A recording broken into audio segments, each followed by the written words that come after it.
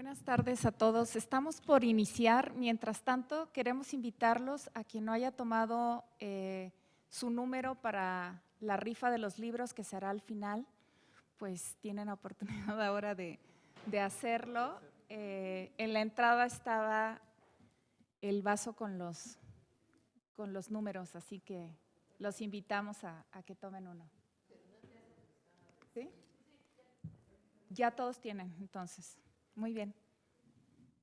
¿Iniciamos entonces? Sí. Bueno, pues buenas tardes y bienvenidos todos al Colegio de México a la presentación del libro La cultura política de los jóvenes, coordinado por Silvia Gómez Tagle. La cultura política de los jóvenes es un libro publicado en 2017 bajo el sello editorial del Colegio de México, el cual aborda y problematiza un tema de la mayor actualidad y que aparece de manera muy oportuna, justo a un año de las elecciones federales de 2018. Esta obra seguramente ofrecerá claves para comprender el comportamiento político, las preferencias y la participación electoral de los mexicanos, específicamente de los jóvenes en este país. Tengo el honor de moderar este panel que está integrado por 3 comentaristas que son especialistas en temáticas relativas a las juventudes, a las dinámicas urbanas, contemporáneas y los procesos electorales, a quienes presentaré de manera individual en su oportunidad, y por la coordinadora de la obra, Silvia Gómez Tagle, como una parte de los autores también que contribuyen en este libro. Bueno, como parte de la dinámica del panel, lo que vamos a hacer es, en una primera parte, van a hacer una presentación de más o menos 15-20 minutos, cada uno de nuestros invitados a presentar el libro.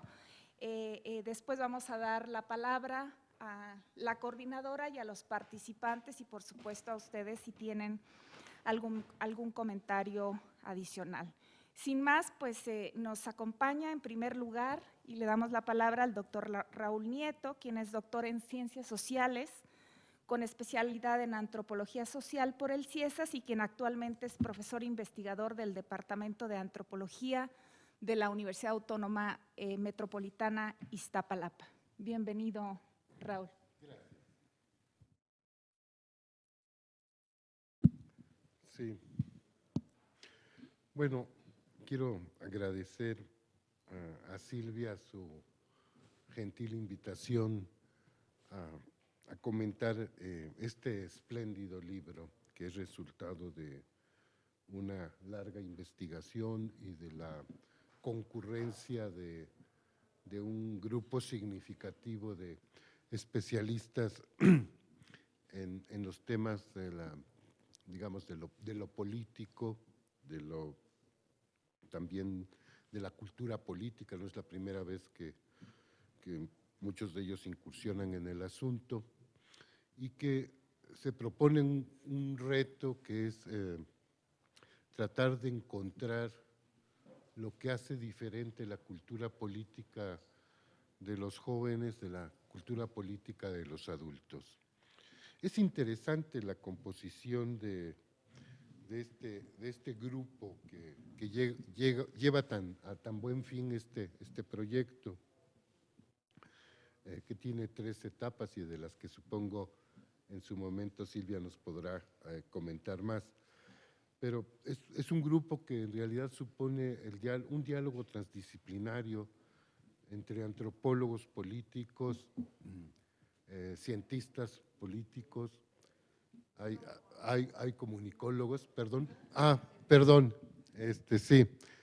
Decía yo que es un grupo interdisciplinario que va produciendo, digamos, miradas orquestadas alrededor de la encuesta que finalmente se levanta en la tercera etapa de la investigación. Y en ese sentido, yo soy antropólogo, no soy enemigo de la ciencia política, ni mucho menos, pero digamos, y de hecho escribí hace muchos años un articulito sobre la cultura política de los obreros, pero en realidad ni remotamente me siento un especialista y en ese sentido prefiero refugiarme en mis certidumbres intentar algunos comentarios. Quiero decir que este libro tiene muchos méritos. Hay uno que me gusta particularmente y es, digamos, un análisis estadístico riguroso, ¿no? Análisis multivariado, la construcción de clústeres, en fin, hay un rigor metodológico muy importante. Hay una innovación, yo creo, no solamente en términos de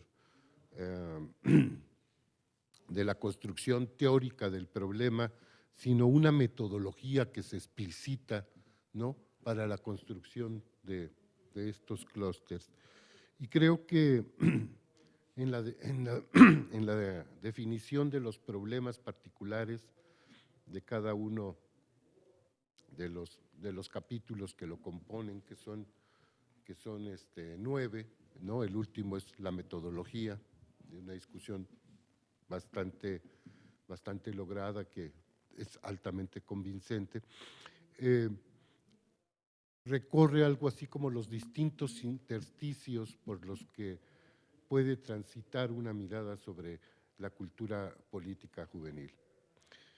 El primer, bueno, además de la introducción que hacen Héctor Tejera, que no ha llegado todavía, y Silvia Gómez Tagle, el primer capítulo lo elabora Héctor Tejera y se refiere puntualmente a la participación y la cultura, la comparación entre jóvenes y adultos.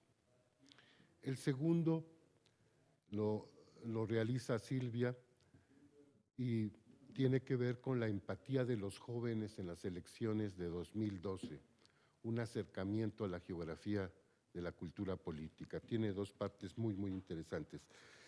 El tercero, nomás lo estoy enunciando, es la construcción de las identificaciones partidarias de la juventud en México, que realiza Jesús Aguilar López. El cuarto, comunicando desafección, comenta después el impacto de los medios de comunicación y las campañas en el compromiso cívico de la juventud en 2012, Dioniel Francisco Díaz Jiménez y Carlos Muñiz. El quinto es la configuración ciudadana e imaginarios participativos en los jóvenes mexicanos, de Manuel Rodríguez, que ya nos acompaña. El sexto, género y autorrepresentación en la construcción de la cultura política de jóvenes citadinos en México, de Laura Valladares y Ana Teresa Peña. El séptimo, algunas actitudes de los jóvenes hacia la política y pregunta, compromiso civil o desafección política, de Igor Vivero y Oniel Francisco Díaz. El octavo, la cultura de los jóvenes y la cultura de la legalidad, de Arturo Alvarado. Finalmente está la reflexión que realizan Jaime Ramírez y la propia Silvia en torno al método de la Encuesta Nacional de Cultura Política de los Jóvenes de 2012. De estos artículos, yo seleccioné puntualmente los que realizan mis colegas antropólogos, porque con ellos me sentía más cómodos, y después leí los otros y me di cuenta que fue un error, que hay que leerlo en la estructura que proponen los coordinadores de la obra. Y en ese sentido, bueno, digamos, sí, tal vez algo con lo que podríamos empezar comentando es que no todos los autores usan un mismo concepto de cultura política, y esa es una de las grandes virtudes del texto. Sigue expandiendo el campo semántico del concepto ya añejo, ¿no?, acuñado por Almoniverba, en fin, desplegado en todas las tradiciones, muy debatido, y cada autor toma un posicionamiento particular que no es contradictorio, sino complementario. Y en este sentido, hay desde las posiciones muy radicales, como la que plantea Héctor, que finalmente dice no hay cultura política, lo que hay es cultura de la política, ¿no? Esta frase contundente, pero que al final termina reconociendo que sí ha encontrado algunos elementos que caracterizan a los jóvenes.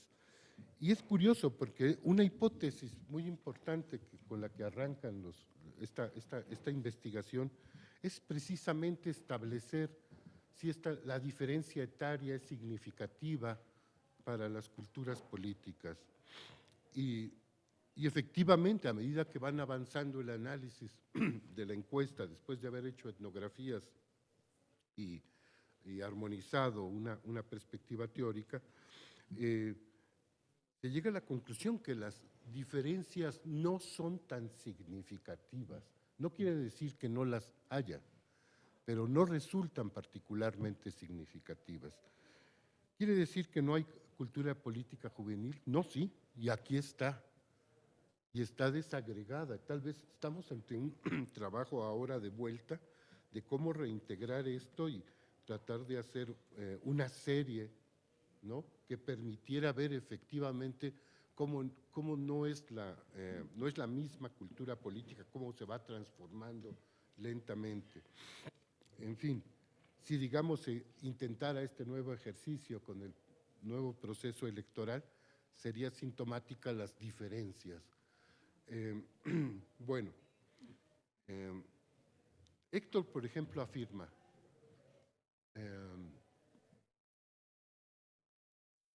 si existe una cultura política, no, pregunta, o es un condicional, si existe una cultura política de los jóvenes o si los diferentes grupos de edad comparten una cultura política similar a los del resto de la sociedad.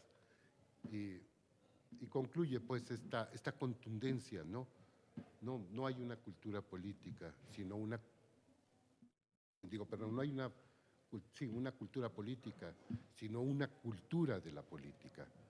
Y dice, más que una cultura propia, la transición de jóvenes a adultos parte del espacio familiar donde se desprenden los orígenes sociales del sujeto, sus experiencias primigenias de contacto con lo público y la autoridad, así como un conjunto de valores básicos que orientarán su vida. Me parece, él es el primer autor y él ya deja sentada esta propuesta que después va a reaparecer en otros trabajos. Y en ella me quisiera detener un poco. No me pienso consumir el tiempo, no se preocupen. Sí. Entonces, es que soy además de todo fumador, entonces ya mi voz está muy gastada.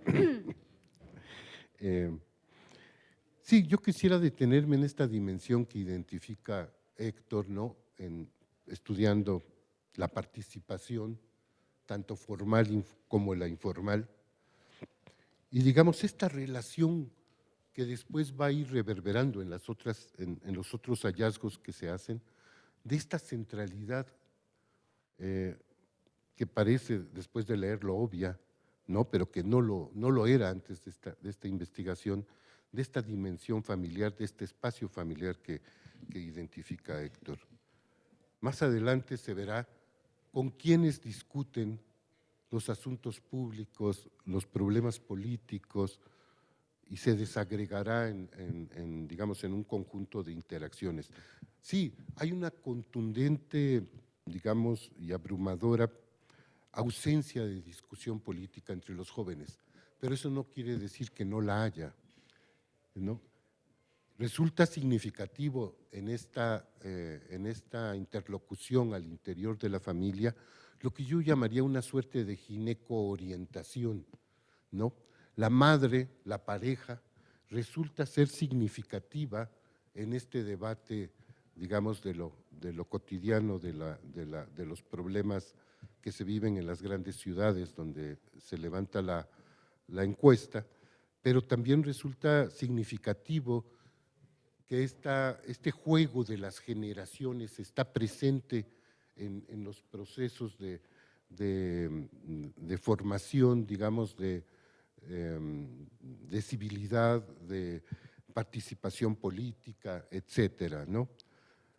Y bien, yo diría, pensando en otros de los hallazgos, ¿por qué esos jóvenes que van a votar por primera vez asisten masivamente? ¿Es solamente la curiosidad?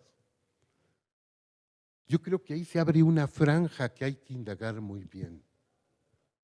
O sea, quiere decir, no solamente es la curiosidad y el estrenar su credencial de elector, quiere decir que hay procesos atrás que van más allá de esto y que han construido, vamos a decirlo así, correctamente esta civilidad. ¿Qué pasa después de esa primera votación? Que se alejan de lo político y de la política. ¿Qué sucede? De lo electoral, donde es más evidente. Héctor, digamos, parte de una premisa pesimista, los que lo conocen, los que lo conocemos lo entendemos, ¿no? Pero termina finalmente optimista su artículo, ¿no? Y en esta lógica de la centralidad de la familia, a mí me gustaría hacer dos comentarios al margen, y más desde la antropología, ¿no? Digamos, sí es cierto que la familia es importante, pero no solamente por esta socialización temprana de lo político, sino por la experiencia de vivir el poder adentro de casa. Esta parte me resulta fundamental. Digamos, el primer contacto que un joven tiene con el poder no es en el espacio público, es en la mesa de la casa, ¿sí? Ahí es donde se conocen las estructuras del poder, ahí es donde se da esta socialización primaria. Es en las reglas que se imponen, es en, digamos, en esta hegemonía que puede ser masculina, y no es gratuito que sea la madre el refugio para comentar lo político. Se me ocurren muchas hipótesis y creo que los antropólogos tendríamos que hacer mucha etnografía para entender esta dimensión que me resulta capital. Cómo si participan masivamente en su primera elección a la que tienen derecho, después se retiran. Este es un problema o una característica, pero además un problema empírico y teórico que tenemos que resolver. Y en este sentido, la definición de Glenhill de política como ese conjunto de relaciones entre quien tiene el poder y quien no lo tiene, me resulta central. Y esto no para pensar la macropolítica, sino para pensar ese espacio que las feministas definieron como político, que es el espacio íntimo, el espacio privado. Bueno, Silvia nos aporta en su trabajo una infinidad de perlas, ¿no? Que las va engarzando una a una, ¿no? Yo diría, la primera de ella, y que no solamente es una aportación notable, sino que está presente en otros autores, ¿no? Es que se suma a lo que sería este giro afectivo que recorre las ciencias sociales, ¿no? Cuando nos propone efectivamente poner en el centro el asunto de la empatía, ¿no? Efectivamente, esta es una dimensión a problematizar tanto en candidatos como con partidos, ¿no? Ella no es la única que da este giro afectivo, también está presente en el trabajo de Igor Viveros y Oriel Francisco Díaz, ¿no? Y el de él mismo con Carlos Muñiz, pero está en la posición contraria, la desafección, la falta de afecto, ¿no? Esta oposición me encanta, abre todo un campo, digamos, de lo político, en lo que lo afectivo, lo emocional, está por delante. Y esto, digamos, no es un psicologismo barato, ¿no? Finalmente, se construyeron los indicadores estadísticos para medirlo, ¿no? Y esto es lo que me encanta de la investigación, ¿no? No quiero, ¿cómo se llama?, adelantar los hallazgos que son muchos y hay que leerla con cuidado el libro, pero me parece que esta empatía que se tiene hacia los candidatos, esta aceptación incondicional, este voto leal, ¿no? Es un fenómeno que ya antes había sido identificado en otros aspectos. Yo recuerdo cuando se empezaban a hacer las primeras investigaciones sobre consumo cultural, se descubría exactamente lo mismo que descubrieron aquí, que los candidatos, digamos, los canales de televisión más odiados eran al mismo tiempo los canales más vistos, ¿no? Esta relación, entonces, los que odiaban, o sea, no quiere decir que la gente hiciera las dos cosas, no son esquizofrénicos, no, la población se divide tajantemente. Y esto es lo que provocan estas relaciones con las candidaturas y con los partidos. Entonces, ahí yo me pregunto, ¿qué tanto en realidad, digamos, estas afiliaciones afectivas pasan efectivamente y son moduladas por esta dimensión mediática en las que las identidades y las imágenes de los propios candidatos son construidas?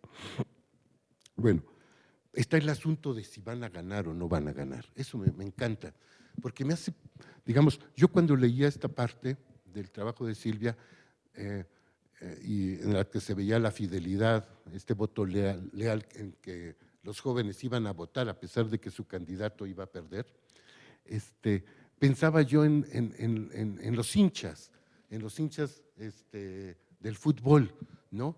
Y este seguimiento de los clubes y demás. Y esto también ha sido trabajado por la antropología del deporte, ¿no? Y creo que ahí hay un diálogo interesante entre estas dos dimensiones, ¿no? Más cuando la política cada vez más su visibilidad es televisiva, ¿no? Igual que el fútbol. Los estadios están vacíos, tal vez las urnas están vacías, pero hay muchos televidentes del otro lado. Bueno, quisiera decir que Silvia también me hizo pensar en el sentido de realidad de quienes fueron entrevistados a propósito digamos, de las preferencias y el posible pronóstico de las elecciones, ¿no? Entonces, Silvia señala, quienes piensan que Enrique Peña Nieto va a ganar, lo califican pobremente como candidato, pero mencionaron que ganaría por la fuerza de su partido, y comenta después. Es curioso que el candidato que tenía mayores expectativas de triunfo, ¿sí?, Enrique Peña Nieto, fue el que tuvo menos referencias positivas en la valoración. Esa paradoja. Estas son las cosas magníficas que tiene este texto, y no son las únicas, tengo algunas páginas de ellos y ya me está llegando el tiempo al cogote. Entonces, bueno, Silvia nos introduce también en la dimensión de la geografía electoral.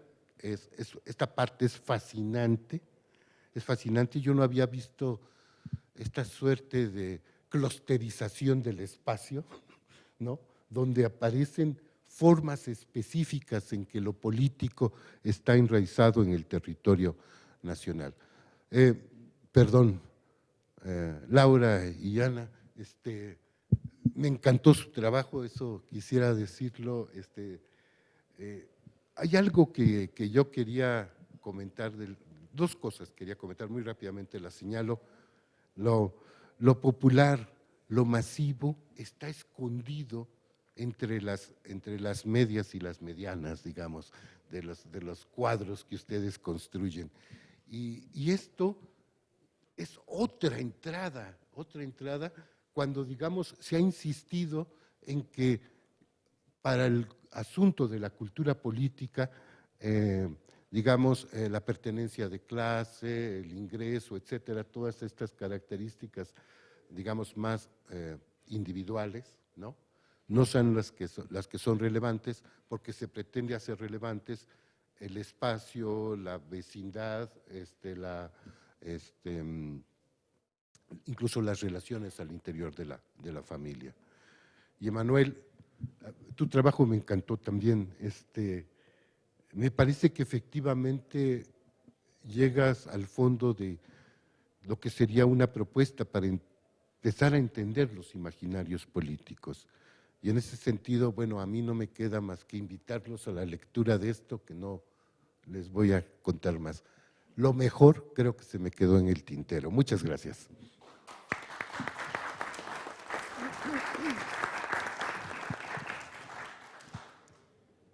Muchas gracias, Raúl. Pasamos ahora pues con otra lectura, digamos, desde otro lugar de la obra de la cultura política de los jóvenes, y tenemos la participación de Pamela San Martín, quien es abogada por la Escuela Libre de Derecho y actualmente es consejera en el Instituto Nacional Electoral. Gracias, Pamela. Bueno, muchas gracias y antes que nada, qué gusto, Silvia, muchísimas gracias por la invitación a presentar este libro, que estoy muy de acuerdo con Raúl respecto de la importancia de los distintos enfoques que ofrece, la importancia de este análisis que me parece que busca abordar la temática de la cultura política de los jóvenes desde distintas dimensiones, desde distintas variables que se entrelazan o se desapegan de formas muy diversas en los distintos textos, y que además creo que una investigación de esta naturaleza tiene una gran virtud cuando se centra en el marco de un proceso electoral, en particular un proceso electoral federal para elegir a presidente de la República. Creo que ese contexto permite identificar como con mucha mayor claridad, focalizar con datos más certeros los elementos que pueden hacer que se vinculen los jóvenes o que participen los jóvenes en estos procesos electorales, siendo que los procesos electorales sin duda no son el único mecanismo de participación, como se deja entrever respecto de cómo se va logrando esta participación en los procesos electorales. Se parte de que hay distintas formas de participación a las que los muchachos, los niños, las niñas que van convirtiéndose en adolescentes, en jóvenes, van participando y generan un contexto distinto al momento de ir creciendo y participando. Y sin duda Raúl pone un énfasis a un cuestionamiento que valdría la pena que nos preguntáramos desde las instituciones, desde la academia, desde las organizaciones. ¿Qué pasa con los chavos que a los 18 años sí votaron y de pronto resulta que a los 24 ya no, y que a los 30 ya no? ¿Qué les pasó para llegar a ese punto? Y yo voy a ser un poco tramposa y haré lo mismo que decía Raúl que iba a hacer, pero que tampoco hizo del todo, que es acomodarse en una zona de confort, porque pues estoy en una mesa con puros académicos y las probabilidades de que pueda dar una opinión académica más versada que la de cualquiera de los aquí presentes, pues no, me coloco en una situación de absoluta desventaja. Pero creo que desde una lógica distinta, que es la lógica de una institución que garantiza los derechos para lograr la participación, que busca generar contextos que incentiven la educación cívica, la participación, creo que hay una mirada distinta que puede en ocasiones poner énfasis en algunos puntos que surgen de reflexiones de varios de los artículos que conforman el libro, pero que además pone pues, sobre la mesa una reflexión diversa. Y yo estuve dándole vueltas un poco qué tema abordar. De pronto desde el Instituto Nacional Electoral podríamos empezar abordando lo que es la Estrategia Nacional de Educación Cívica, que por supuesto que tiene un impacto grande en esto.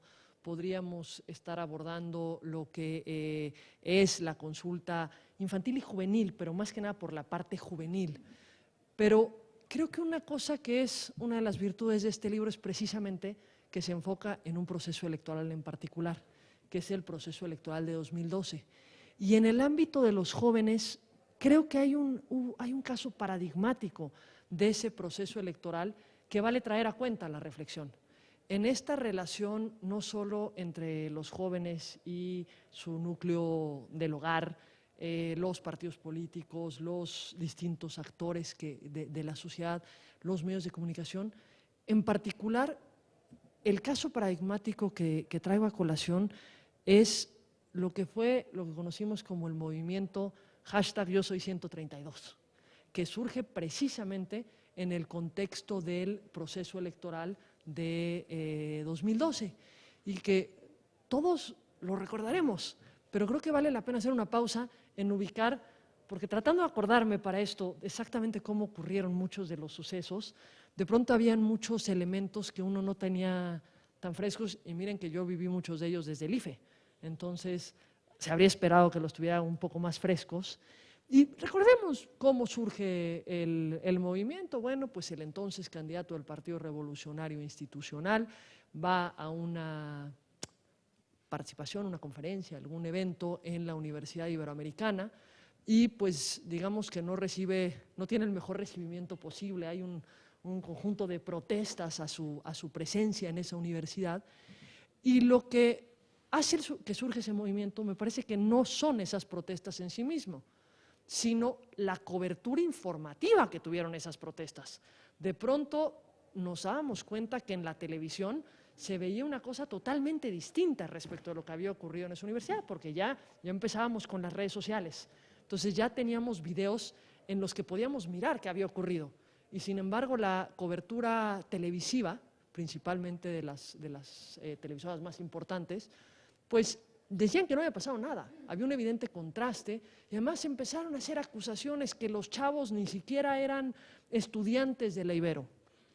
Y exactamente esas acusaciones son lo que hace que 131 jóvenes publiquen sus videos en YouTube mostrando su credencial de la Ibero, diciendo yo sí soy de la Ibero. Y precisamente como fueron 131 chavos, pues el hashtag es yo soy 132.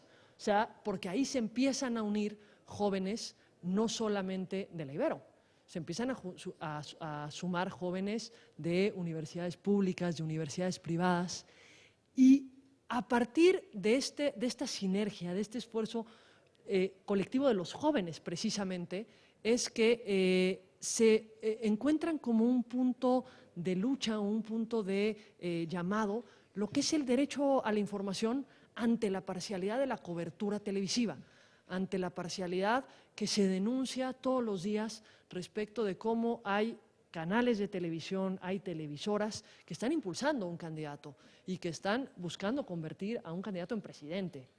Y ante este contexto, este movimiento logra aglutinar a muchísimos jóvenes universitarios, ya no solo del DF, entonces DF, ya ahora Ciudad de México, sino de todo el país. Y empiezan con un tipo de participación distinto que me parece que es bien interesante. A partir de este uso de redes sociales, a partir de esta conformación conjunta de jóvenes con jóvenes. Le presentan en mayo del 2012 una solicitud al entonces IFE diciéndole, a ver, queremos ser observadores electorales, amplíenos el plazo porque el plazo termina mañana y no vamos a poder registrarnos como observadores electorales, pero nosotros queremos participar en estas elecciones. Y entonces, pues finalmente el empuje, el activismo de estos chavos, lo que logra es que la autoridad, de hecho, les amplíe el plazo. Y tenemos un fenómeno muy particular. En una semana tuvimos el registro de más de 800 chavos como observadores electorales, queriendo mirar cada una de las etapas de la elección. Y como lo que ellos buscaban era el derecho a la información, entonces ellos también empezaron a pelear por la difusión de plataformas, por la difusión de las propuestas de la candidata y los candidatos. Y entonces se da el primer debate oficial organizado por la autoridad, en la que las televisoras empiezan a tener una negativa absoluta a transmitir el debate. Dicen, no, pues que se lleve a cabo el debate, pero yo no lo transmito. Incluso hay un caso muy lamentable de uno de los dueños de una de las principales concesiones que dice, bueno, yo voy a poner el partido no sé cuál de la liguilla, ustedes pongan el debate a ver quién gana, a ver quién tiene mejor rating. Y lo mejor es que tuvo mejor rating el debate. Increíble, pero cierto. Pero ante esta respuesta, cuando se da el segundo de los debates oficiales, entonces los chavos empiezan a impulsar, y algunas voces adentro del Consejo también empiezan a impulsar, a ver, que se haga la obligación de transmitirlo en cadena nacional, que los chavos tengan, o sea, que la ciudadanía pueda realmente conocer. Pero este es un impulso de los chavos, es un impulso de los jóvenes queriendo participar en la vida política, queriendo tener incidencia en la vida política. Y al final del día no se logró la cadena nacional, pero lo que sí se logró es que el debate se transmitiera en el Canal 2 y en el Canal 13. Y se logró tener el debate que tuvo más televidentes en la historia hasta ese momento. Tuvo más de 15 millones de televidentes ese segundo debate presidencial. Pero ahí no se quedan los chavos. Después los chavos organizan un tercer debate, que claro, no lo iban a transmitir las televisiones. Sin embargo, se transmite vía internet en un streaming bien interesante el debate al que acuden 3 de los 4 candidatos presidenciales. El que resultó ser el candidato ganador y actual presidente de la República decidió no acudir a ese debate porque decía que no existían las condiciones de neutralidad e imparcialidad. Pero ¿por qué me freno en este movimiento? Porque me parece que es una de las formas más de participación que rompe un poco las estructuras o que se entrelaza con las estructuras que son analizadas en los distintos artículos que conforman este libro, y que me parece que son este tipo de eventos, este tipo de circunstancias que si bien marcan una modificación que tal vez es momentánea, sí deja una huella en los vínculos que los jóvenes pueden tener con las instituciones públicas, con la relación con la ciudadanía. Y luego hay un artículo que está en el libro que sí no pude evitar quedarme y marcarme en él, que es uno que también hizo referencia Raúl, de comunicación, desafección, el impacto de los medios de comunicación y las campañas en el compromiso cívico de la juventud en 2012. Y no pude dejar de pararme aquí porque este artículo guarda una gran relación con lo que es el modelo de comunicación política que tenemos en el país. Y me parece que a 10 años de la implementación del modelo de comunicación política, sí vale la pena frenar en el impacto que tiene en la sociedad, pero en particular en el impacto que tiene en la juventud. ¿Qué tanto es un modelo que está aportando mayores elementos para acercar a los jóvenes el espacio público, al espacio político, a los procesos electorales, y qué tanto es un modelo que les pudiese estar alejando? Y creo que no podemos hablar de este modelo sin contextualizarlo. ¿Por qué surge el modelo de comunicación política? Es por una razón muy sencilla: las elecciones del 2006.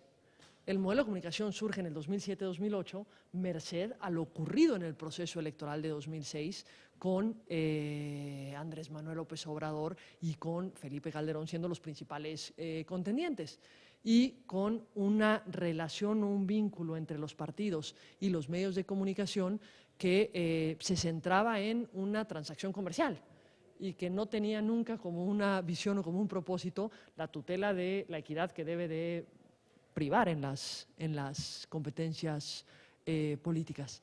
Y entonces se crea un modelo que se basa en que todos los tiempos, digamos, todo lo que es la propaganda político-electoral en radio y televisión pasa por tiempos oficiales. Estos tiempos oficiales son administrados por el IFE en su momento, ahora por el INE. Está prohibido contratar o adquirir tiempos en radio y televisión, se suspende propaganda gubernamental durante las campañas. El IFE, ahora el INE, está obligado a verificar que se cumpla con esto, y se prohíben las expresiones de calumnia, antes también las de difamación, pero no se prohíben como tal las campañas negras. Se prohíbe exclusivamente la calumnia. Es un dato que es interesante. Y aquí mucho se ha argumentado de si esto es limitativo a la libertad de expresión, si nada más permite que algunos hablen en el espacio público. solamente que no conozco a muchos ciudadanos y menos muchos jóvenes que pudieran pagar un espacio en radio y televisión. Digo, no cuesta 15 pesos, entonces dudo que sea un problema de libertad de expresión, me parece que es un problema de derecho al comercio. Pero traigo estos elementos del modelo porque ante las críticas al modelo, me parece que se critica muchas veces el formato del modelo. Y aquí es donde entra una reflexión en torno a los chavos. ¿Qué es lo que aleja de la propaganda política en radio y televisión a los chavos? El que haya un acceso permanente de los partidos políticos, es decir, que puedan conocer las distintas ofertas de los distintos partidos políticos o candidatos, o que haya un formato de spot, es decir, que se tenga un formato en el que la mercadotecnia a lo que te lleve es a que tengas un mensaje de publicidad, de propaganda directo. A ver, vota por mí porque soy muy bueno. Pues es más o menos lo que da tiempo de decir en 30 segundos. Y cuando además tienes un conjunto de televisoras y de radiodifusoras que lo que hacen es ponerlos uno tras otro, entonces, bueno, ustedes imagínense si escucháramos 18 mensajes seguidos de Sabritas juntos, ¿verdad? Pues ya traeríamos a Sabritas hasta acá. Pero es porque pues tal vez tenemos 18 mensajes de Sabritas a lo largo del día y que pasan los mismos, nada más que pues, están espaciaditos, entonces no se sienten tan gacho. Pero ¿qué es lo que termina alejando a los chavos? La forma en la que se comunican los partidos. Este formato del spot es lo que te genera estas condiciones para que los chavos sientan un menor apego al espacio público, a las propuestas de los candidatos. ¿Qué papel juegan en esto las campañas negativas? Que no son lo mismo que la propaganda negra, en estricto sentido, las campañas de contraste. Pues es que la campaña de contraste yo la pondría en un marco de lo que hoy pasa en las redes con los chavos. El estar sabiendo cosas, que las redes tienen su propio contexto y su propia problemática, pero sí dan la posibilidad de una crítica más directa, de un conocimiento más directo. ¿Qué candidato va a decir en su propio spot que él es malo? Que él hizo tal o cual cosa o que él hizo tal o cual cosa que son delictivas. Bueno, sí tenemos un candidato que robaba, pero poquito, pero fuera de ese candidato que robaba, pero poquito, digo, no, es que también me tengo que decir, porque sí, de pronto vemos cada cosa que sorprende, ¿no? Pero la realidad es, ¿cómo nos vamos a enterar si el otro incurrió en un acto de corrupción o tiene actitudes que son dudosas o que pueden afectar los derechos de las ciudadanas y los ciudadanos, si no se lo dice el de enfrente? Pues es que el de enfrente es el único interesado en decir las cosas. ¿Cómo podemos generar que los chavos tengan sobre qué hablar si no se dice nada? Y el espacio de la comunicación política debe ser un espacio en el que se dicen las cosas. Y se dicen las cosas para que se puedan discutir y para que al final del día se logre algo que me parece que es lo que debemos de lograr, que es un voto informado. Con independencia, lo decía bien Raúl retomando el artículo de Silvia, a ver, pues es que de pronto quién es el más querido no necesariamente es quién es el más votado, quién es el más aceptado no necesariamente es quién es el más votado. Digo, son contradicciones que cuesta mucho trabajo entender. Pues uno pensaría que si no te quiero, pues no te escojo, ¿verdad? Pero la evidencia nos muestra, o al menos la evidencia que se ha podido recolectar nos muestra que no necesariamente funciona así el proceso de elección de nuestros representantes. Y cierro nada más diciendo que traje a colación el tema del modelo de comunicación, porque creo que ya estamos casi al final de la posibilidad de reflexionar cómo podemos mejorar ese modelo para que los chavos se atraigan más a la vida pública y para que los chavos no lo dejen en la elección a los 18, para que a los 24 tal vez sigan entrando, a los 30 sigan entrando y para que la vida pública no sea una vida que sea ajena a ellos, porque el problema de desconfianza en todo lo que es público el día de hoy, en todo lo que son las instituciones públicas y que además es bien merecido. Lamentablemente se tiene que decir que en gran medida es bien merecido. No significa que todo lo público sea malo, pero los espacios públicos han dejado de generar contextos para los que fueron creados. Y creo que los primeros que empiezan a advertir eso sí son los chavos. a los que les venden una historia de lo que era este país y de pronto salen a la calle y no necesariamente eso es lo que enfrentan. Prenden la televisión y no necesariamente eso es lo que enfrentan. Se meten a las redes sociales y no necesariamente eso es lo que enfrentan. Y tenemos un contexto, más que nada ahora con las redes, en el que el pensamiento crítico sí va a dar un vuelco, que sería interesante ver un análisis del 12 contra el 18, porque va a ser interesantísimo. Pero también termino con una recomendación absoluta. Creo que estos artículos sin duda llevan a estas y otras miles de reflexiones más, no tanto por lo que dicen, o además de por lo que dicen, por lo que dejan ver, por lo que está detrás de todo de estas reflexiones están plasmadas en los mismos. Muchísimas gracias.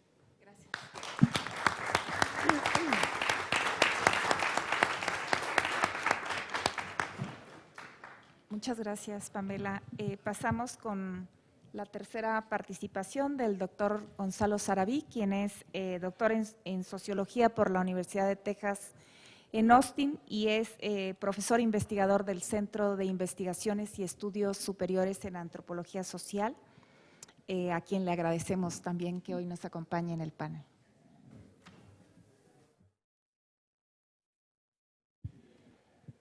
Buenas tardes a todos.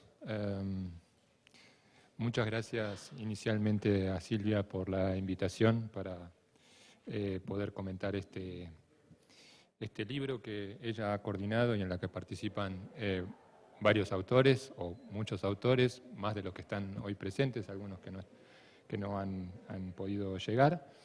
Voy a hacer una lectura o un comentario más bien, obviamente a partir de la lectura que hice, pero no quiero contarles tanto el libro en sí mismo, sino cuáles fueron los intereses, las inquietudes y las preguntas que despertó en mí la lectura de este libro y que posiblemente entonces despierte las mismas preguntas, inquietudes en ustedes u otras, porque como acaban de decir los colegas, es un libro que deja abiertas muchas preguntas, nos permite ver cosas entre líneas, digamos, e incluso para aquellos que estamos interesados en la investigación o en la cuestión más académicas, también plantea una serie de preguntas o abre una serie de preguntas para nuevas investigaciones, creo yo.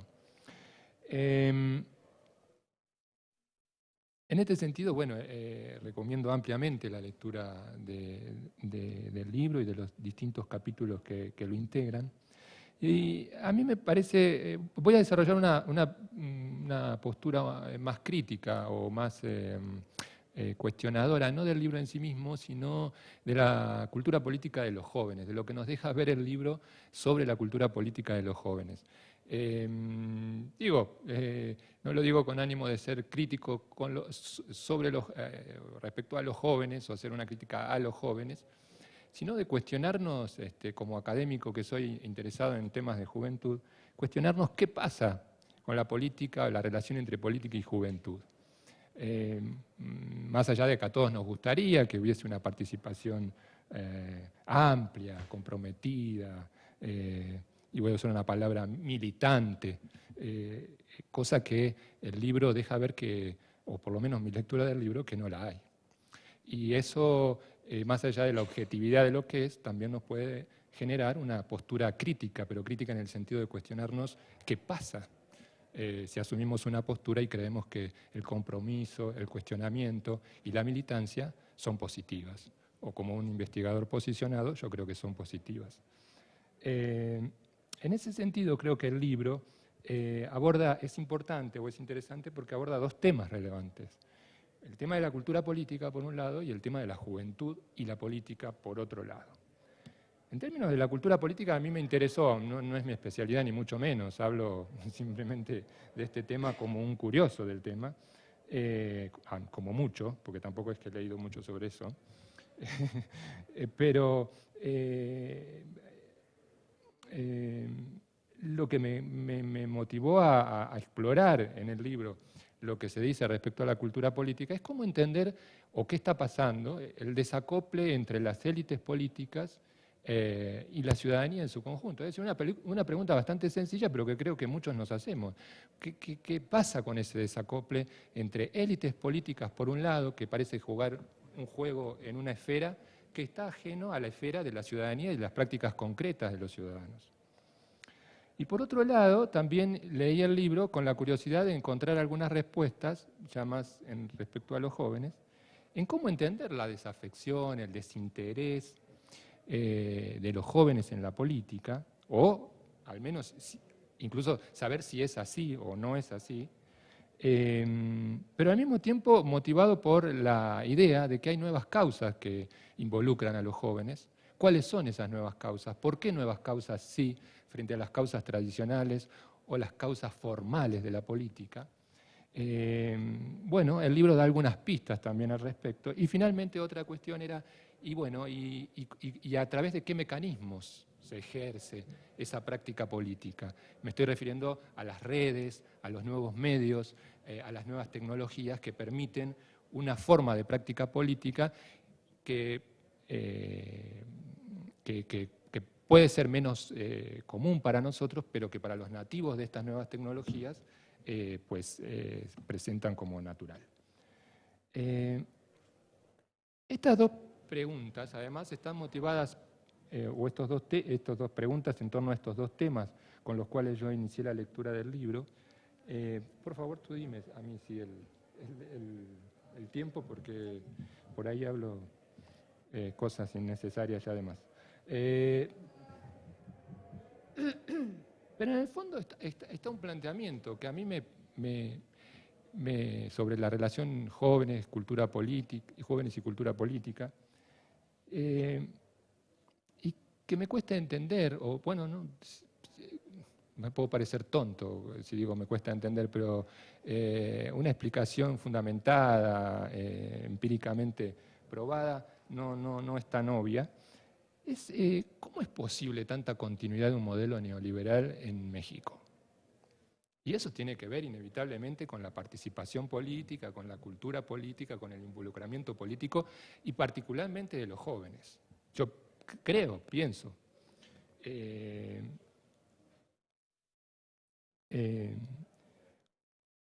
En parte podríamos entender que el escaso involucramiento, el desinterés, la desafección es causa y consecuencia de una continuidad neoliberal ininterrumpida durante casi 40 años.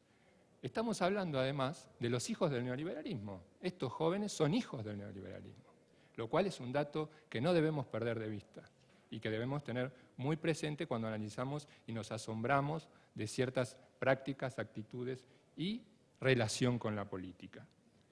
Y incluso hacer el ejercicio comparado. ¿Qué pasa? ¿Por qué en países del Cono Sur, no digo mejor ni peor, digo distintos, pero la militancia política de los jóvenes fue fundamental en los últimos años para ponerle un parate a las continuidades neoliberales? Chile, estoy mirando a Francisco y me recuerda, pero el caso de los estudiantes chilenos, el caso de la militancia barrial que reemergió en Argentina con los movimientos piqueteros y los movimientos territoriales, el caso de Brasil, las brigadas en Venezuela. Es decir, hay una efervescencia de la militancia juvenil en otros países, cosa que aquí, al menos en esa forma, no la estamos observando. No es que sea culpa de los jóvenes, vuelvo a decir, estoy haciendo un análisis distanciado, ¿no? Bueno, obviamente no soy joven, así que no, es claro que estoy distanciado, pero me refiero a eso. ¿Cómo entender eso? Bueno, yo creo que el libro ahí, no explícitamente, pero sí lo asume, y en el capítulo de Arturo la verdad no recuerdo muy bien asociar los nombres con algunos de los capítulos, así que no quiero regarla y asignarle a alguien, pero el de Arturo, como tenía el gusto de conocerlo de tiempo atrás, sí identifico sus temas y su capítulo claramente, y recuerdo que ahí hay una pequeña discusión sobre el tema de qué es ser joven o cuáles son, cómo entender a la juventud. Pero bueno, pero en los demás capítulos también hay, más o menos explícitamente. Yo lo que quisiera decir es que no deberíamos ni pasar de la juventud como una identidad, esto que hablan los juvenólogos, yo no lo soy, pero los que estudian la juventud y se especializan y hablan sobre todo de identidades juveniles, culturas juveniles, sí, está bien, hay algo de eso. También hay algo de transición, la juventud es un periodo de transición a la adultez, pero hay un tercer elemento que está presente, y este es el tercer elemento que yo digo que está presente en el libro de manera no explícita, pero está, y ahora lo voy a decir por qué, es que la juventud es también una experiencia. Y el análisis de la juventud como experiencia nos puede dar un vuelco total, pienso yo, bueno, ahí sí es cosecha mía, en la tradición que ha seguido los estudios sobre juventud en México y en general en el conjunto de América Latina. Pensar que la identidad juvenil y la transición a la adultez son experiencias de vida nos abre un montón de vetas de investigación por otros carriles que no han sido abordados. Lo primero que nos permite esto, voy a decir dos cosas, es que esa experiencia no se construye en el vacío. Y aunque sea un concepto sociológico un poco en algún momento pasado de moda, los procesos, la socialización y los procesos socializadores vuelven a tener peso para entender cómo se construye esa experiencia de la juventud, ¿no? Y ahí vuelvo a esta idea que yo les decía. Los espacios de socialización que construyen una experiencia de la juventud particular se dan para estos jóvenes en el contexto neoliberal. Por eso digo que son hijos del neoliberalismo. El libro, o por lo menos yo me detuve en 4 espacios, 4 o 5. Quiero decir una cosa también para estimularlos. Bueno, no estoy desmereciendo, hablo de mí. Cuando me dijo Silvia que leyera, lo primero que hice que fue mirar la última página del número para ver cuántas páginas eran. Le dije, no, 490, no sé, 500, no, Silvia, 546, no voy a poder. No, me dice Silvia, pero sí, Gonzalo, ¿cómo no? Bueno, está bien. ¿Cómo no? Lo voy a leer. Bueno, lo que quiero decir es que por ahí el volumen espanta. No es tan largo como parece. Hay muchas tablas, muchos cuadros, sí, hay que mirarlo, los cuadros, las tablas también, pero ayuda mucho. Se puede leer, les digo que se puede leer rápido. No, es verdad, porque yo lo tuve que leer en 3 días y dije, no voy a poder, y sí pude. Entonces, quiere decir que también, y haciendo un montón de otras cosas al mismo tiempo. Entonces, quiero decir que es un libro que sí se puede leer ágilmente.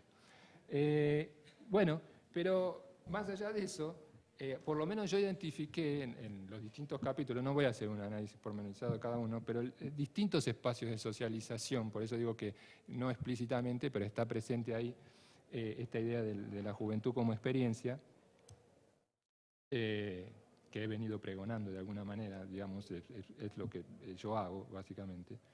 Pero en el libro hay 5 espacios, a mí me parece que son importantes en este sentido, como espacios de socialización de un contexto neoliberal, y que son los siguientes. Uno es el contexto regional local, la dimensión geográfica, que me parece que es muy importante, trabajada sobre todo en el capítulo de Silvia. Otro, los menciono ahora, otro es la familia. Es casi un eje transversal. La encuesta tiene la virtud de que ha hecho entrevistas con los padres, entiendo, de los jóvenes entrevistados, entonces permite no solo la comparación con los adultos, sino también tener una referente del contexto familiar en el que viven los jóvenes que viven con adultos. La escuela, ¿cuántos minutos llevo? No sabes, te agarro. Bueno, 5 minutos y termino. Las redes y los medios de comunicación, dije, los contextos regionales, la familia, la escuela. Ahí puedo hacer una crítica al libro, creo que, o a la encuesta, porque no sé el cuestionario, pero creo que la escuela es el que menos profundamente está trabajado. Claro, por el rango de edad uno puede pensar que ya a los 18, pero yo que estoy trabajando ahora en la escuela me doy cuenta cómo marca la escuela, pucha. Aún hoy sigue siendo un espacio muy determinante de actitudes, de esto que decía Pamela, de discutir, ¿no? Si en la escuela aprendemos... Voy a contarles una anécdota que tiene que ver, porque tú contaste del movimiento, voy a contar una anécdota que tuve haciendo una entrevista con un chico de 15 años en una escuela preparatoria, y con relación a su relación con los maestros, y me dice, los maestros a veces te denigran. Me dice el chico, 15 años, ¿cómo? Le digo, sí, el otro día un maestro me dijo, tú no vas a ir a la práctica. Y yo le dije, ¿por qué? Por mugroso. Hasta que no te cortes el pelo, no vas a la práctica. Le digo, ¿qué le dijiste? Nada. ¿Cómo nada? Le digo, ¿no le dijiste al maestro que no te tiene que dar? ¿Por qué no te cortas el pelo? Dice, no, porque la peluquería que voy yo, que me cobra 10 pesos un corte de pelo, es solo los miércoles. Y yo ese miércoles no pude ir, entonces ya tenía que esperar hasta el siguiente miércoles para poder... Hasta me emociona, porque haciendo esa entrevista me pegó muy fuerte. El chico no le contestó nada al maestro, no le pude explicar. Por miedo, me dijo, porque después puede ser peor. Porque además él pensó que habiéndole dicho mugroso a él, el maestro está en deuda con él. Miren el uso estratégico, que algunos le llaman resistencia, pero él creía que habiéndole dicho mugroso, él después tenía posibilidad de decirle, oiga, yo no lo estoy acusando, ni le estoy haciendo lío a usted, pero usted me dijo mugroso, ¿no? Entonces, eso es cultura política, ¿o no?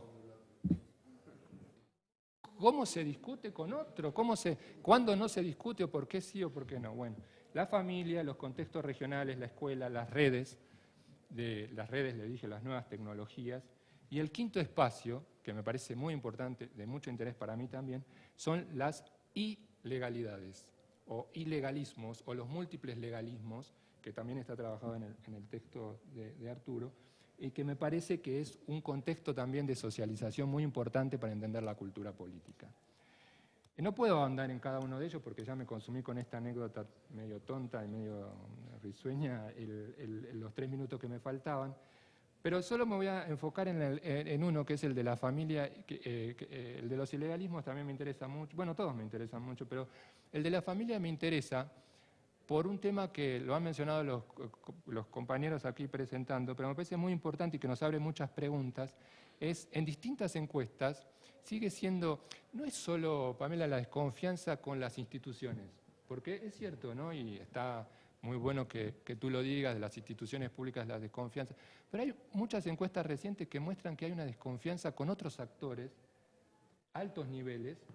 Por ejemplo, te voy a decir uno que los antropólogos siempre romantizamos y estamos fascinados con los vecinos. No, ¿qué los vecinos? No hay un mínimo de confianza con los vecinos.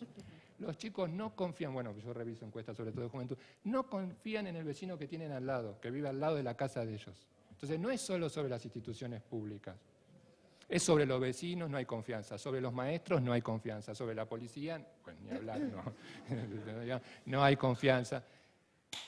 Pero ¿confían en la familia? 98% o 99,8%, sí, la familia sí.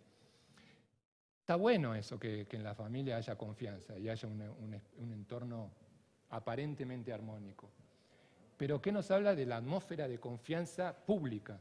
Cero. No solo con las instituciones públicas, sino con el otro. Y eso impide el diálogo, impide el intercambio, impide la discusión, impide la expresión de subjetividades, impide el llegar a acuerdos para un bien colectivo. A mí me parece que los textos acá están marcando indirectamente eso. Cuando la familia participa, los hijos participan. Ahí hay el trabajo, creo que es de Héctor, ¿no?, que marca eso. Pero es recurrente, casi en porcentajes similares. La familia hace esto, los hijos hacen esto. La familia no hace esto, los hijos no hacen esto. Es una caja de Pandora lo que está pasando ahí adentro, pero lo cierto es que otra vez volvemos al tema, y con eso concluyo, hijos del neoliberalismo, la reclusión en el espacio privado más íntimo y distante y asocial, por decirlo de alguna manera, porque aunque la familia sean relaciones sociales, no es lo social de lo público, el espacio, el hogar de lo privado, ¿no? Bueno, terminé. Muchas gracias.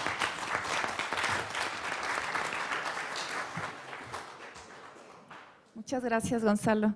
Pues como ven, aquí tenemos 3 aproximaciones distintas a un mismo libro.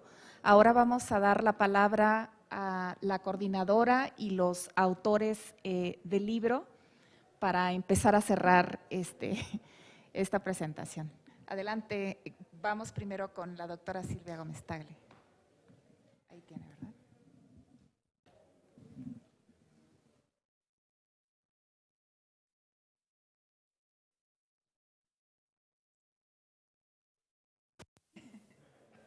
Bueno, ahí estuvo. Bueno, pues yo francamente, después de 5 años de proyecto y de tantas páginas, haber leído y releído, pues lo único que me queda es darles las gracias, porque vinieron primero los presentadores que nos han hecho un comentario muy agudo y excelente, y a todos los autores que vinieron, salvo quizás Héctor, ¿verdad? Y Jaime, que tampoco vino, pero bueno, casi todos vinieron y realmente les agradezco su paciencia y su participación en este colectivo, y también a todos los que nos acompañan pues para celebrar este trabajo, el final de este trabajo, que realmente pues fue muy largo, pero qué bueno que ya está en forma de libro y que podemos seguir, desde luego, a la siguiente encuesta. Sería estupendo. Bueno, pues muchas gracias y les dejo los comentarios a los colegas. Arturo. Adelante, por favor.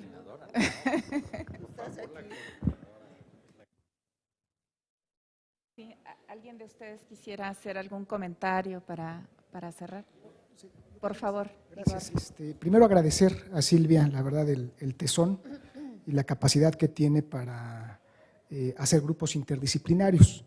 En mi caso, pues ha sido muy rico trabajar con los colegas antropólogos, politólogos, sociólogos. De los comentarios que hicieron los presentadores, yo sí me llevo como la tarea de 3 cuestiones. La primera es que es un gran trabajo y hay una buena fuente de información. Entonces, mi pregunta se resuelve a la mitad, porque decía, bueno, y después de esto, ¿qué hacer con esa información de los jóvenes? Veo que la consejera toma el guante y Silvia también, entonces viene la elección del próximo año y sería muy rico tener pues una base de datos comparativa. Segundo, dentro del trabajo que en mi caso y con Oniel realizamos, más que un tema de cultura política, era una cuestión de actitudes, y más que de actitudes, un tema de dónde sale la información para reflexionar sobre política. Los procesos electorales y en particular las campañas políticas avivan los procesos de competencia, independientemente que esto no se traslade a la hora de ir a votar. Es decir, hay un interés mayor, se habla de la política, hay una inclusive aumento de este rechazo hacia los actores políticos, pero el tema político está. Y dentro del trabajo, lo que apreciábamos es que la paradoja, otra de las paradojas que hay en el trabajo, es que pensaríamos que los jóvenes, por tener esta generación de la que habla Gonzalo, hijos del neoliberalismo, con estas herramientas, un buen porcentaje de la encuesta con acceso a Internet y a estos gadgets electrónicos, pensaríamos que sería una herramienta para discutir o informarse sobre temas políticos. Lo que da la encuesta en esta paradoja es que no utilizan las redes sociales principalmente para atraer información política, y este es un aspecto que se une a la pregunta de por qué hay esta participación inicial y después no hay participación inicial.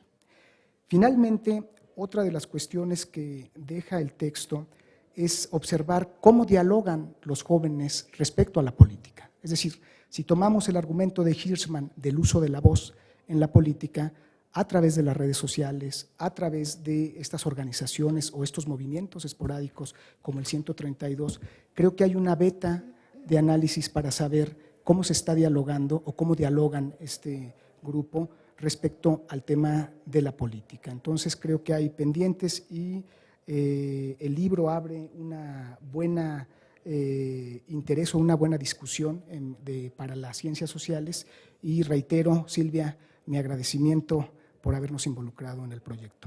Muchas gracias. Gracias. ¿Alguien más quiere comentar? Jesús, por favor. Bueno, como siempre agradecerle a la doctora Silvia Gómez el haberme invitado en el proyecto desde hace 5 años. ¿Sí? He usado allí en la discusión de la construcción del objeto de estudio, de lo que queríamos preguntar, de lo que no queríamos preguntar. Al final teníamos cuestionarios pues, muy grandes y con dolor teníamos que quitar muchas preguntas. Por ejemplo, una dimensión que está ahí en la encuesta por sí misma tiene muchísimo valor. Por ejemplo, nadie de los autores desarrolló el tema del asociacionismo en jóvenes y ya hay muchas preguntas que agotan esta beta. Y un asesorado mío de doctorado de la UAM, pues de eso hizo su tesis. Entonces, esas son las cosas que hay que agradecerle a Silvia de echar adelante estos proyectos. A mí me hubiera gustado que estuviera presente Héctor Tejera porque fue multicitado aquí de buena manera, porque yo soy politólogo, evidentemente él es antropólogo, y sí logramos tener un debate, por ejemplo, que él afirmaba efectivamente de que no había diferencia entre ser joven y adulto, y yo le decía que sí. Entonces, en buena medida, la naturaleza de mi capítulo es para demostrarle a Héctor de que sí hay matices, que sí significa ser joven y ser adulto. Evidentemente no gané del todo porque efectivamente la hipótesis de Héctor tiene mucha razón, era lo que decía Gonzalo. O sea, efectivamente ser joven es transición, no te estacionas en ser joven, por más que quieras tener 40 años y seguir vistiéndote como chavito, pues no, o sea, bueno, algunos siguen, ¿no? Los Peter Pan, hay un montón de conceptos, ¿no? Chavorruco, etcétera. Pero sí pasa algo, y el contexto define y el contexto significa muchas cosas. La ideología, que son de las cosas que yo analizo para tratar de construir los perfiles identitarios de los jóvenes, sí significa algo. Es decir, sí son cosas que separan a los jóvenes que se identifican con el PRI, que se identifican con el PAN y la izquierda con el PRD, están totalmente separados en los análisis que al menos yo hice. Y para mí, como ya también lo anunció Silvia, sí sería muy interesante, a la luz del nuevo contexto que tenemos ya en puerta, ver estas variables, cómo se comportarían. ¿Sí? Evidentemente ya, por decir simplemente, el espectro de izquierda en México ya es diferente, no sabemos qué va a pasar con las redes sociales. Me llamaba mucho la atención lo que decía Pamela del Yo Soy 132, en la encuesta se diluía totalmente el Yo Soy 132, los jóvenes no lo tomaban como referente, y jóvenes urbanos, a pesar del que el tema estaba en las 8 columnas de los periódicos casi todos los días, para los que seguíamos este tipo de notas, el joven urbano cuando le preguntabas no lo identificaba con precisión.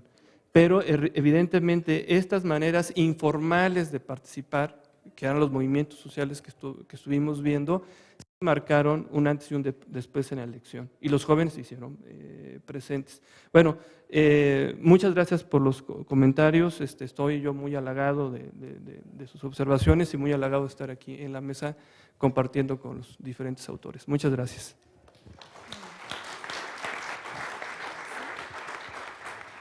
Adelante, Laura, por favor. Bueno, ¿qué tal a todos? Buenas tardes. También quiero agradecer públicamente haber podido participar en este proyecto. Yo trabajé con Ana Teresa Peña el tema de una interpretación de género de esta encuesta, y el primer reto es que, bueno, no había las suficientes preguntas sobre mujeres o que nos permitieran hacer esta distinción de género, y nos dimos pues a la tarea de construir algunos indicadores. Solo quiero compartirles algunas de los retos que enfrentamos y algunos hallazgos que realmente nos sorprendieron.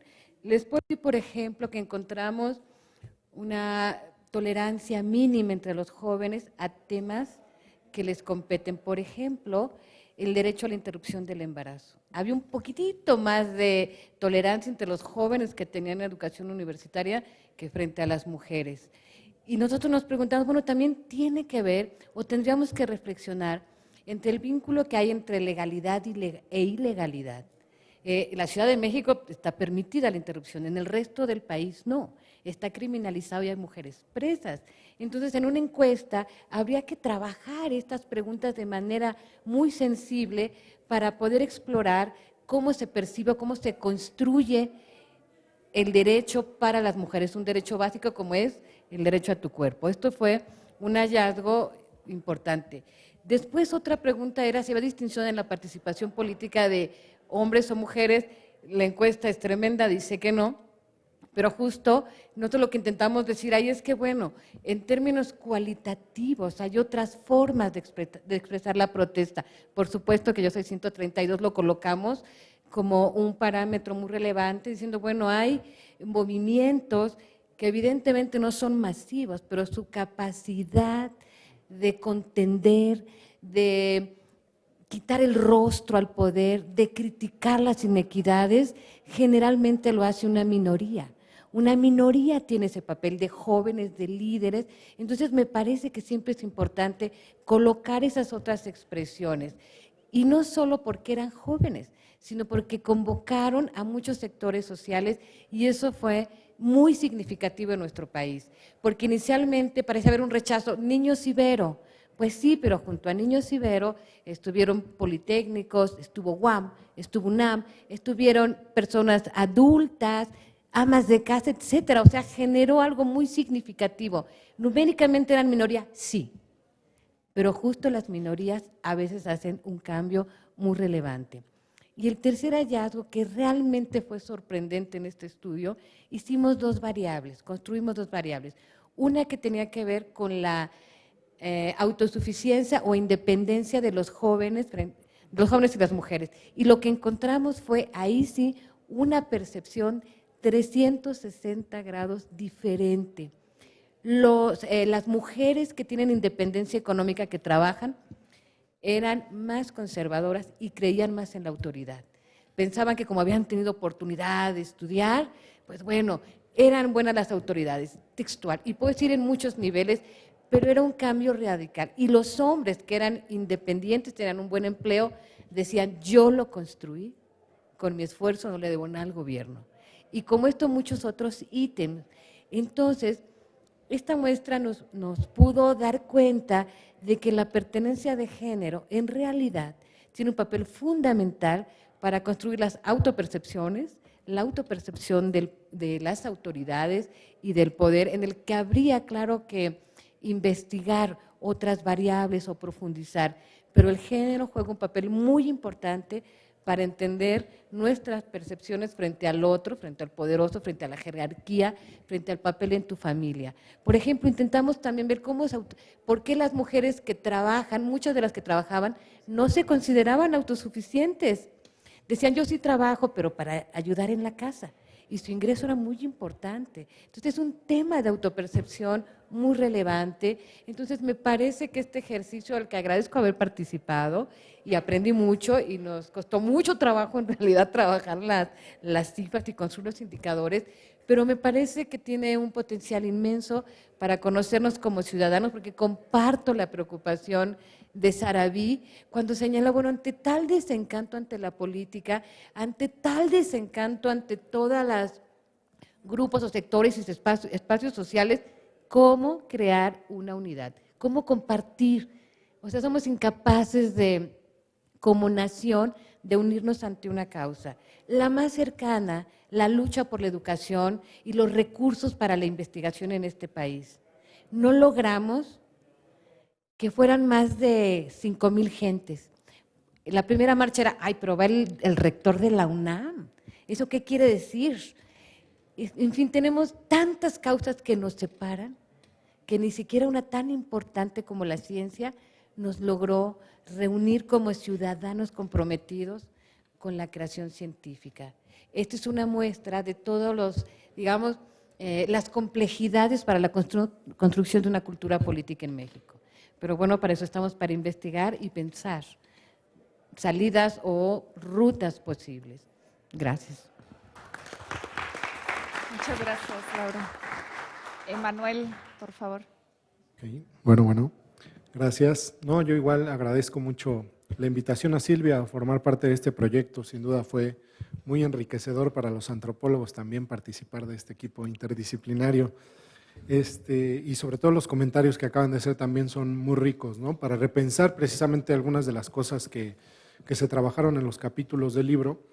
Y yo una de las cosas que quizá no se ha comentado, pero también valdría la pena destacar de la encuesta es un poco las comparaciones que permite hacer en torno a las áreas políticas en las que están ancladas pues el levantamiento precisamente de la encuesta, ¿no? Yo encontraba que sí hay digamos, algunas diferencias muy interesantes en torno a cómo son los imaginarios participativos de aquellos jóvenes, digamos, donde hay una competencia electoral en el territorio y quizá ahí tienen un imaginario participativo más alto, creen que las acciones contenciosas, un poco las manifestaciones, son más eficaces versus quizá aquellos áreas político-culturales donde únicamente predominaba el PRI, ¿no? De acuerdo a estas geografías que, digamos, Silvia ha trabajado a lo largo de los años.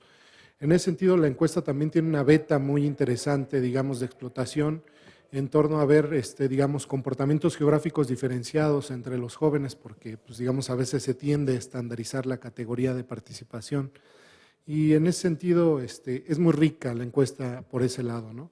También destacar un poco que yo intento mostrar que también hay un problema digamos, en la participación política de los jóvenes, y es que en realidad lo que también termina demostrando la encuesta es que también los gobiernos locales, el Estado, no han abierto ventanas de oportunidad y de diálogo para que los jóvenes en verdad participen, ¿no? O sea, y hay ciertos indicios y ciertos ítems que muestran que los jóvenes tienen ganas de participar, ¿no? O sea, en algunos espacios, en algunas cosas sí quieren hacerlo, ¿no? Sin embargo, no encuentran los canales adecuados o creen que, digamos, la eficacia que van a tener en el espacio público va a ser muy raquítica, ¿no? En ese sentido, digamos, también hay que desmentir aquellos estudios que, digamos, condicionan la participación a la desafección de los jóvenes porque no creen en la política. Hay pequeñas, digamos, ventanas de oportunidad de las que se podrían anclar un poco los diseños participativos hacia estos sectores, ¿no? Y eso es lo que trato de señalar un poco en el artículo. Sin duda alguna ha sido una experiencia muy interesante y nuevamente agradezco a Silvia la iniciativa, ¿no? Y gracias por estar aquí.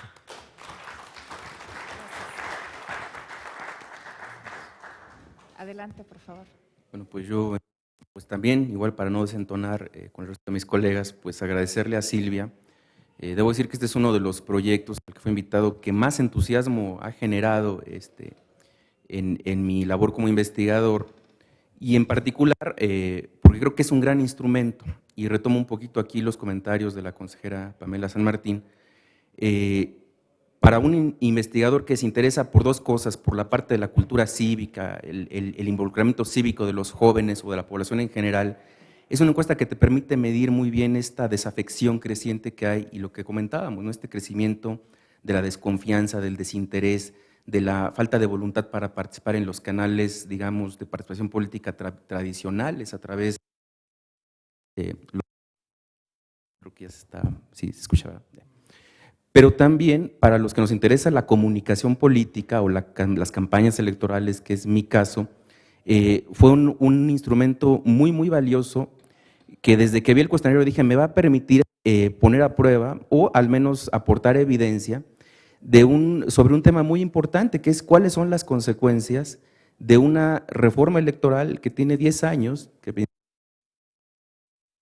que después de 10 años ha sido muy criticado, es decir, después de la elección de 2012 hubo muchos estudios de especialistas muy reconocidos que decían, bueno, hay un problema. ¿Sí se escucha un poco así, aunque hable? Sí. No, si no, pero pasa en esto, es que ya se… Hablando de… Hay un error. Gracias. Muchos estudios que criticaron a los 2 o 3 años de que terminó la elección cuáles eran las consecuencias de la exposición a una gran cantidad de spots, sobre todo en un sistema en donde los medios también, los noticieros no te informan tanto como deberían o como sucede en otros países, esta llamada spotización de la que comentaba la consejera, ¿no? Y muchos de estos estudios lo que concluyeron es hay una saturación de las audiencias, hay una sobreexposición a los canales de comunicación política directos, como los spots, en donde te tienes que fumar 5 o 6 spots en cada corte comercial. Y lo que decían ellos, esto causó un hartazgo, digamos, un rechazo de la gente hacia el modelo de comunicación. De alguna forma el libro o el capítulo que desarrollé primero conmigo, luego con otro colega, Carlos Muñiz, uno ya más específico en el impacto de las campañas y de la exposición a los medios, pues de alguna forma dice, o tal vez da evidencia de que el modelo quizás no es tan malo, y por eso es que es valioso este tipo de encuestas o de estudios que ojalá se repitan en 2018, porque lo que te muestra es, sí ha sido muy criticado, pero no necesariamente el que la gente esté saturada, esté harta de ver tanto spot o la llamada spotiza, como dice un empresario de la comunicación en México, ¿no?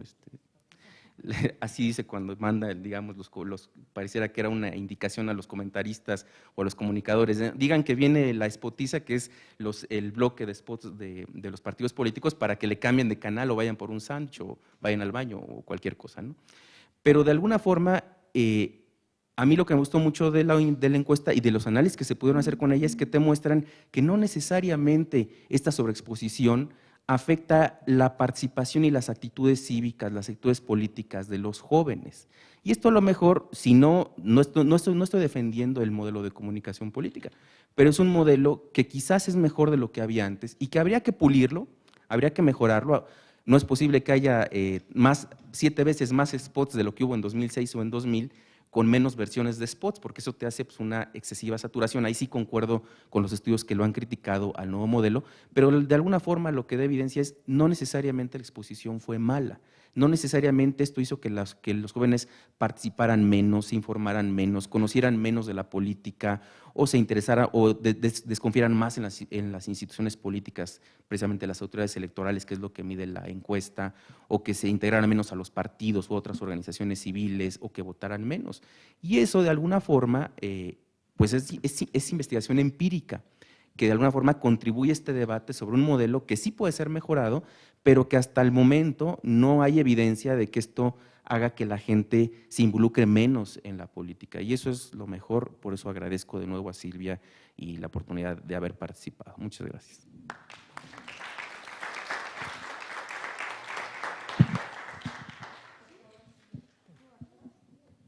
Bueno, muchas gracias. Bueno, igualmente me sumo a los agradecimientos, particularmente a los presentadores del libro. Yo quiero nomás mencionar 3 puntos importantes porque creo que no quedaron claros, a pesar de que espero que también Silvia los reitere. El primero es que el trabajo se hizo en colaboración con el instituto, que antes era el Instituto Federal Electoral, INE, y el CONACYT. De hecho, la encuesta se logró gracias a el apoyo y al financiamiento y al interés, digamos, por desarrollar el trabajo. Entonces creo que vale la pena hablar claramente este tema y agradecer por el interés, y pues está abierta la puerta aquí en el colegio y el interés para poder continuar este tipo de colaboraciones, ¿no? El segundo tema es, obviamente es una encuesta, tiene un momento en el tiempo muy peculiar que digamos que hay que ponderar, y alrededor de esto lo interesante es que la manera en que cada quien lo ha abordado y la metodología que ha utilizado para el análisis demuestra la diversidad de acercamientos alrededor de una encuesta, y esto tal vez es un tema que vale la pena para discutir a futuro el libro de manera tanto propositiva como también crítica, ¿no?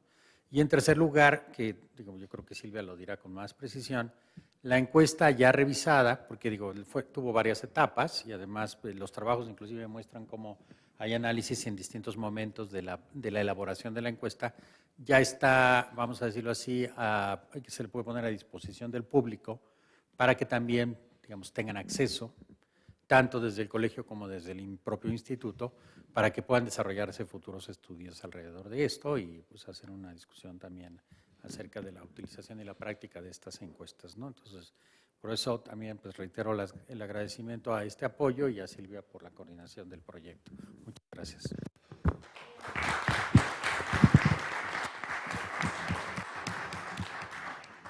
Bueno, pues sí, efectivamente, ya logramos también tener un micrositio en la página del colegio, del Centro de Estudios Sociológicos, con la encuesta, la metodología y todo el aparato, digamos, técnico alrededor de cómo se construyó el cuestionario, las bases de datos y todo esto. Y además quiero mencionar y dar las gracias al doctor Berumen, que hoy nos acompaña y que tuvo una enorme paciencia para enseñarnos pues los saberes necesarios a los antropólogos para pensar en el diseño de la encuesta. Y en una muestra que quizás fue excesivamente sofisticada, efectivamente se usaron estudios previos que yo había hecho de geografía electoral, y eso tuvo una virtud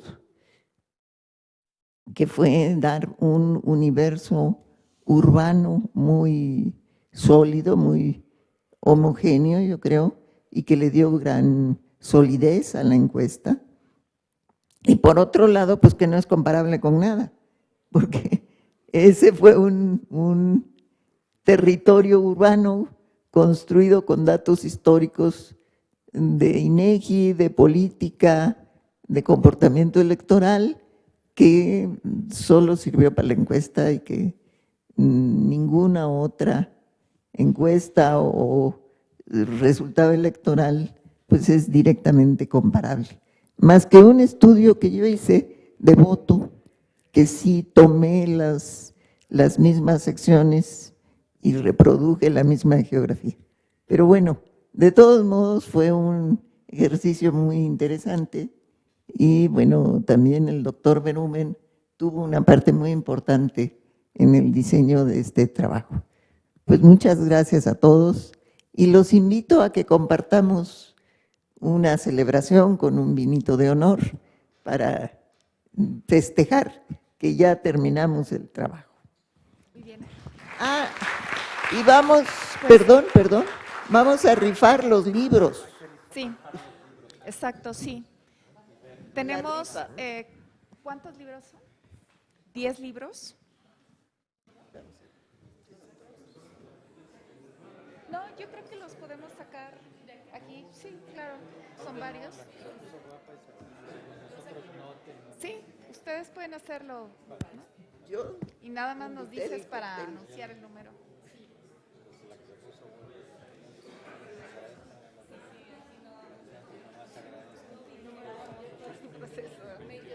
28.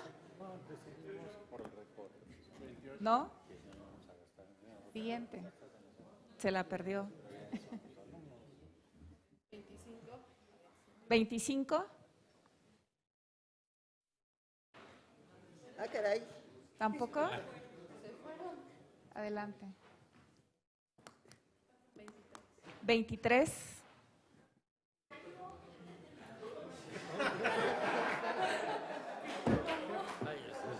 Ok, 23.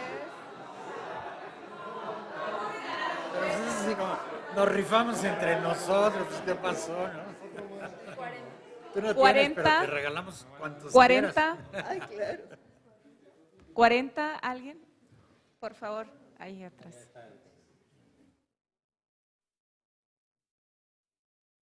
Pero no tienes un ejemplar. 7. ¿De veras no tienes un ejemplar? Oye, qué pena. Ahí está otro. Que no tienes número. 50. Es que no tienes número, digo.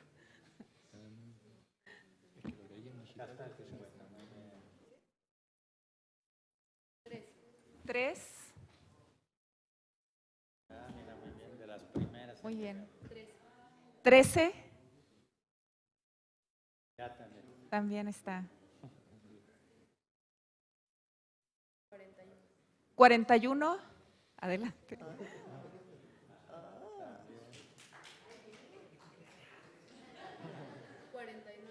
49.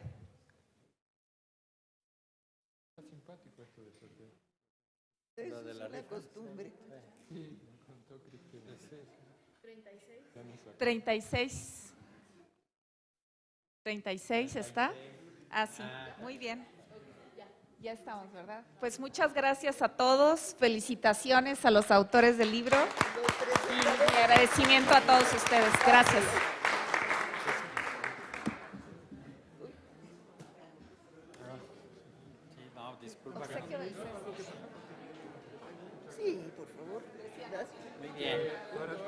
una plumita para que me ponga algo por esto que lo voy a apreciar y voy a leer con mucho cuidado.